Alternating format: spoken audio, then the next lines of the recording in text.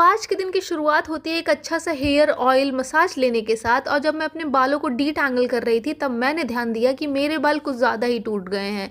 तो और अगर इसका अब मैंने ध्यान नहीं दिया तो मुझे गंजी होने से तो कोई बचा ही नहीं सकता है। खैर, इसको साइड करते हैं और हम चलते हैं चाय पीने, जो कि मेरा छोटा भाई बनाता है। अब क्योंकि ये घर का छोटा लड़का है और इसका नाम भी छोटू है, तो ये चाय वाला छोटू है। तो हमारे घर पर रोज़ यही चाय बनाता है और सच में काफ़ी टेस्टी बनाता है। चाय पीने के बाद अब इस लड़की को पूरे मेरी बॉडी में कहीं और जगह नहीं मिली, तो ये मेरे पैर पे ही मेहंदी लगा रही थी।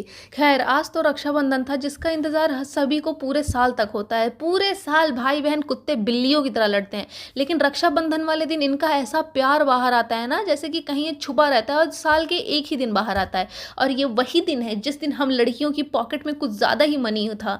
और इसी चीज़ को लेकर मैं भी कुछ ज़्यादा ही एक्साइटेड थी और बहुत ही जल्दी मेरी एक्साइटमेंट खत्म हो गई, क्योंकि हमारे यहाँ सूतक था जिसके चलते हम रक्षाबंधन तो मना नहीं सकते। तो हमारा गिफ्ट तो हमारे हाथ से गया।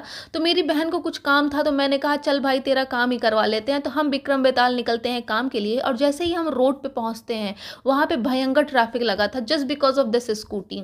लेकिन इन सबको पार करते हुए हम अपने डेस्टिनेशन पे पहुंचते हैं और अपना काम शुरू करते हैं। वहां मुझे ये एक जीन्स दिखी जो दिखने में यार बहुत ज़्यादा अच्छी थी, बट प्रॉब्लम सिर्फ इसका साइज़ का था। और सिर्फ यही नहीं, वहाँ जितनी जीन्स थी सबका यही, और 2-3 मॉल में सबका यही हाल।